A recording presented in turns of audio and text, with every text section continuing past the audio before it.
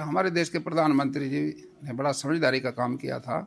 जो पहले 3 कृषि कानून थे वो वापस ले लिए। पराली तो खेत के लिए वरदान है। पराली तो हम खेत में खपाते हैं जहाँ जहाँ उससे ज्यादा उत्पाद होता है। पराली खेत में खपाएं, पराली में आग ना लगाएं, तो इससे किसान को फायदा होगा।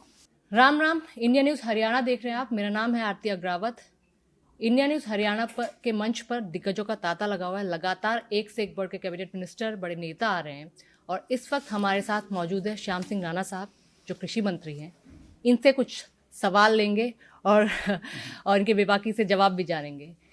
सर, छोटा सवाल, हरियाणा का बजट अभी आने वाला है और अब हमारा राज्य कृषि प्रदेश क्षेत्र है और हमेशा से खेती होती आई है। हरियाणा के लिहाज से बजट पे क्या रखने वाले हैं आप? देखिए, हरियाणा के बजट पे हमारे मुख्यमंत्री जी ने प्री बजट बैठकें की है, जो कृषि क्षेत्र में भी है, दूसरे क्षेत्रों के अंदर भी हुई है। तो बजट से पहले हमने अपने डिपार्टमेंट से पूरी तैयारी करके कुछ हमने बजट में अपने किसानों की बात रखी है। तो अच्छा रहेगा, बजट आएगा। अभी आम बजट भी आया था, उसके बाद नायब सिंह सैनी साहब ने पीसी की थी और इस बजट को बताया था कि ये आत्मनिर्भर हरियाणा का बजट है। बिल्कुल होना चाहिए आत्मनिर्भर। हमारे एग्रीकल्चर के अंदर बहुत सारे जो बोर्ड भी है ना, वो बोर्ड एक किस्म का पैसे को कमाते हैं। वो 5-6 बोर्ड हैं जिससे वो कमी पूरी हो जाती है। ऐसे बहुत सारे ऐसे हैं, लेकिन कृषि क्षेत्र का जो हमारा है वो तो किसानों की मदद के लिए है। तो हर बार किसानों को सब्सिडी हर चीज पे देते हैं हम, बहुत चीजों पे देते हैं। मच्छी पालन पे भी देते हैं। जैसे वहाँ सोलर लाइट अब 14 लाख तक के जो सोलर लाइट लगेगी उस पर 60% सब्सिडी है, 40-60 का रेशो रहेगी। तो इसी तरह से बहुत सारी हर मशीन पे सब्सिडी है। सुपर सीडर है, उसमें भी सब्सिडी है। और मैं समझता हूँ भाई हमारी खून की खेती होती है, उस पर भी सब्सिडी है। पशुपालन पे भी सब्सिडी है। हर तरह से किसान की मदद के लिए है डिपार्टमेंट। अच्छा, पराली प्रबंधन को लेकर पहले 1000 रुपए की राशि दी जाती, फिर किसानों ने मांग की कि इसको बढ़ाया जाए। उस पर भी सुनने में आ रहा है कि मुहर लगने वाली है। देखिए, पराली प्रबंधन का जो है, पूर्व में हमारे जो किसान भाई थे वो तो इस पराली को बहुत सांभ के रखते थे कि जो जितना एरिया कलर का था हमारे हरियाणा में, कलर को हमने पराली से ही ठीक किया। हमारे जो किसान भाई थे कलर में डोल निकालते हैं, 1 एकड़ का बाउंड करके पानी छोड़ते हैं, फिर पराली गिराते हैं, फिर उसमें बरसीन बोते हैं। तो उससे पराली से बहुत कीमती चीज है, इससे कलर बहुत दूर हुआ। अच्छा। और जो पराली को अब खेत में खपाते हैं, हमारे हरियाणा प्रांत में खेतों की तासीर भी अलग अलग है। कहाँ डाकर बोलते हैं हम उस खेत को, कहीं रौसड़ा है, कहीं कलर है। जो डाकर है, जमीन है जहाँ सख्त जमीन है, वहां तो पराली वरदान है। पराली को खेत में खपाते हैं, उसकी तासीर बदल जाती है, पानी पीने लग जाती है और फसल भी ज्यादा होती है। जैसे सरसों में कुछ एरिया है और भी हरियाणा में कहीं कहीं काफी एरिया है ऐसा जहां पराली को खेत में खपाते हैं। और जिन किसानों को इस बात की पूरी जानकारी है, जो पराली खेत में खपाएगा उसकी उपज भी ज्यादा होगी। और डीएपी का प्रचलन कम होने लग रहा। जहां जहां पराली खप जाती है तो डीएपी को कुछ किसानों ने डालना ही छोड़ दिया। लेकिन एक परंपरा चली आ रही है अभी डीएपी एनपीके। तो वो हम अपने इस खाद को कम कर सकते हैं पराली अगर खेत में खपाएंगे। और लेकिन कहीं जगह दिक्कतें आती हैं। अब किसान ने अपने खेत में धान लगाया, फिर उसने आलू लगाना होता है। आलू लगाने के लिए उसको जल्दी खेत की तैयारी करनी पड़ती है। हमने अब वो बड़ी बड़ी मशीनें दे के बैंडिंग वाली सब्सिडी दी है किसान भाइयों को। उससे वो बैंडिंग करके इंडस्ट्री में बेच देते हैं या उसको पराली खेत में खपा लेते हैं। तो अब किसान पराली नहीं जलाएगा। सरकार उसको 1000 रुपये की सब्सिडी हमने पिछली बार दी। इसको बढ़ा के इस बजट में हमारे मुख्यमंत्री जी बढ़ा सकते हैं इसको। अच्छा, कुछ लोग तो बोलते हैं कि पराली जलाना अच्छा है जी। हाँ, कुछ लोग तो बोलते हैं, जो बॉर्डर एरिया पे लोग लगते हैं क्षेत्र, कि पराली बहुत जरूरी है जलानी। हाँ, पराली तो खेत के लिए वरदान है। पराली तो हम खेत में खपाते हैं जहाँ जहाँ उससे ज्यादा उत्पाद होता है। पराली तो किसान भाइयों से मेरा आपके इस मीडिया के माध्यम से मैं कहना चाहूंगा, पराली खेत में खपाएं, पराली में आग ना लगाएं, तो इससे किसान को फायदा होगा। अच्छा।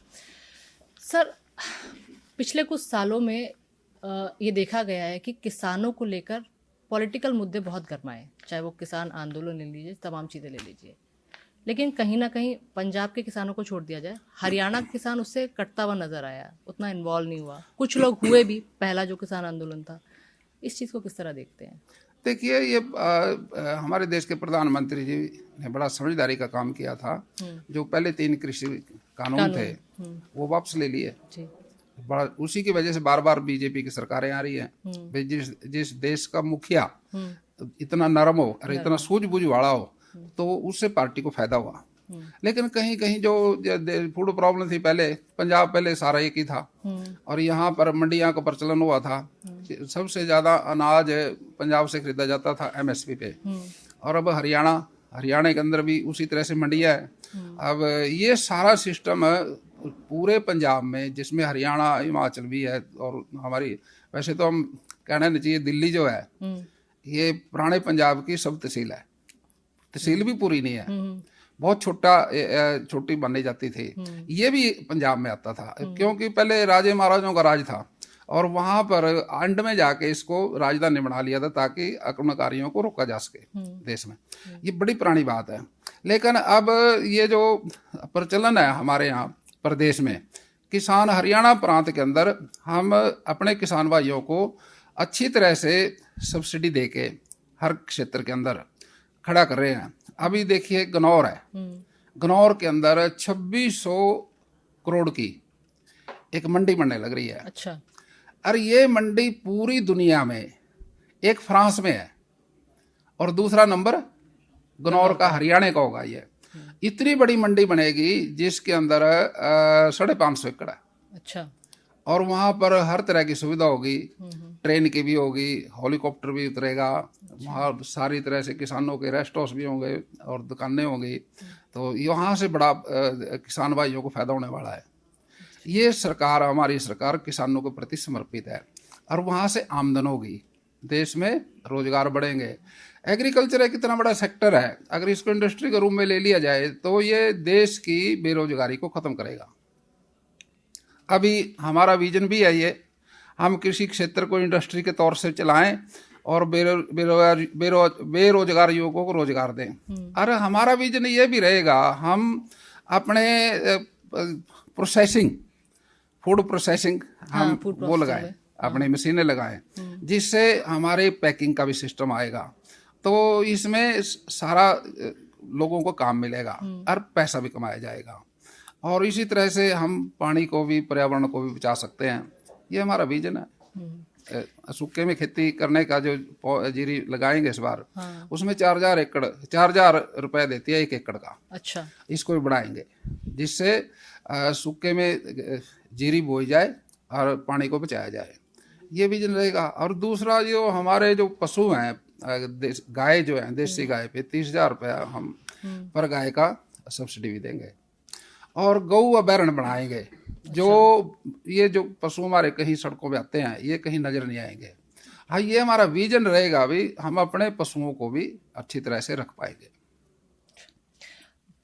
तमाम चीजें आपने बताई। एनिमल हस्बेंड्री और पोल्ट्री को लेकर सरकार इस पर क्या काम कर रही है? पशुपालन। हाँ, पशुपालन पे हमारी सरकार सब्सिडी दे रही है। मैंने अभी जिक्र किया था आपको कि वो डेयरी सिस्टम है, डेयरी पे। हाँ, इसमें सब्सिडी है डेयरी पे। और यही डेयरी की बात हम अपने गाय की, भैंस की, हमारे कंपटीशन मेले भी लगते हैं, हम उन पे दूध का कंपटीशन करते हैं, ब्यूटी का भी कंपटीशन करते हैं, किसान को उसका पैसा दिया जाता है। और ये जैसे एग्रीकल्चर के पार्ट है, मच्छी पालन है, डेयरी है, बागवानी है, ये हमारे सहायक हैं। हम इनसे जरूरी भी है, इनकी जरूरी भी है और इससे आमदन बढ़ती है। बिल्कुल। हम बाग को भी बचाएंगे क्योंकि फेंसिंग करके तार की, उसमें कोई नुकसान ना हो इस पे भी हम विचार कर रहे हैं, अभी सब्सिडी दी जाए, यानी कि बाग सुरक्षित रहे।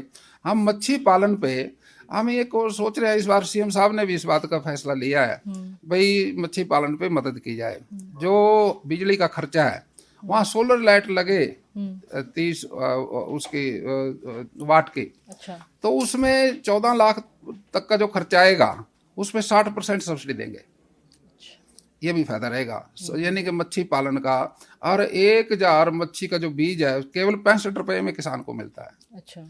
और दूसरे बीज है, दूसरे हमारे यहाँ जैसे गन्ने का बीज है, उसके भी पौध हमारे हिसार एग्रीकल्चर यूनिवर्सिटी में काफ़ी जो पौधे हैं, हम एग्रीकल्चर के अंदर किसानों की मदद करते हैं उसमें। जी सर। इस बार तो खजूर के पेड़ की भी हम कोशिश कर रहे हैं किसान को दी जाए, और एक खजूर से भी बहुत लाभ होता है। हाँ बिल्कुल। यानी कि बागवानी से, जैसे अमरूद है, किन्नू है, हमने सरसा में अब मंडी बनाई है, वहाँ पर हमने उसकी प्रचार करेंगे। अब हमारा जो सरसा का क्षेत्र है उसके अंदर भी इसकी किन्नू की खेती है। अबूब शहर में हमारे वहाँ 12 एकड़ जमीन है, अच्छा। वहाँ पर मंडी घोषित की कर दी। उससे बहुत फायदा होगा किसानों को। और जो इस पे हमारी सब्सिडी थी जो रुकी थी पहले, वो चालू कर दी परिवहन पे, वो भी दे रहे हैं। अगर कोई किसान दूसरी जगह लगे माल बेचता है अपना फल, तो उस पर भी सब्सिडी दे रहे हैं।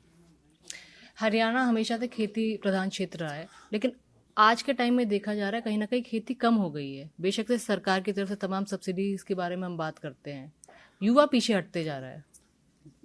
कौन सी फसल से? सभी फसलों से हटता जा रहा है। देखिए, या अब फिर पीछे नहीं हट रहे हैं, कुछ एरिया कम होने लग रहा है।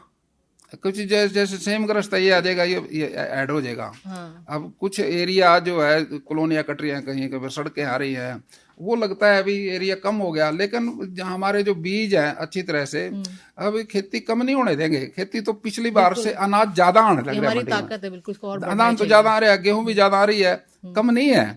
हमारा प्रोडक्शन तो बढ़ रहा है, जी। और लेकिन रेट भी बढ़ रहे हैं, एमएसपी पे खरीद रहे हैं।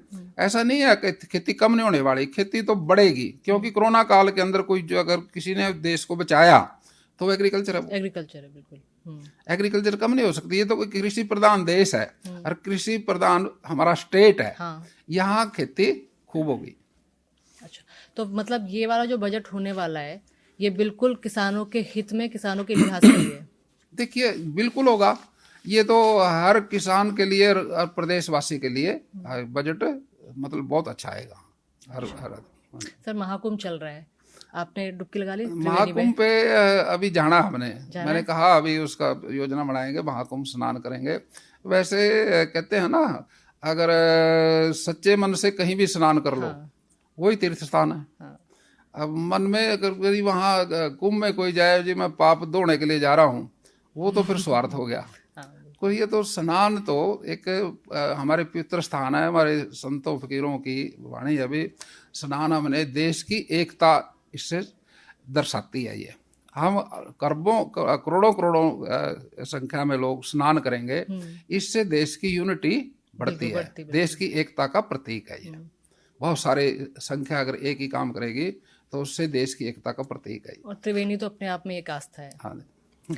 तो इस बार हम उम्मीद कर सकते हैं कि हरियाणा का जो बजट होने वाला है वो कृषि यानी किसानों के लिए होने वाला है। सर, जाते जाते हमारे किसानों के लिए, हमारे युवाओं के लिए कुछ कहना चाहते हैं? देखिए, ओवरऑल हमारा विजन तो यही है, अभी कृषि क्षेत्र की इंडस्ट्री के तौर से हम इसको डेवलप करेंगे, और ताकि सरकार का वो पैसा आए सरकार के पास, और इसमें सबसे किसानों का जो आय है वो बढ़े। फूड प्रोसेसिंग भी लगाएंगे हम उसमें। अच्छा। और पानी भी बचाएंगे, पर्यावरण को भी बचाएंगे। और मैं समझता हूँ भाई, उत्तम खेती, मध्यम व्यापार, निषेध चाकरी, भीख नदान। देश के अंदर कृषि ही प्रधान है, और कृषि इस देश की रीढ़ की हड्डी है। कृषि के अंदर हमारे युवाओं ने बढ़ चढ़कर हिस्सा लेना चाहिए। तो हमारे युवाओं को खेती के लिए बढ़ चढ़कर हिस्सा लेना चाहिए, ये कहना है श्याम सिंह राणा जी का। सर, बहुत बहुत शुक्रिया हमारे साथ जुड़ने के लिए। राम राम सर।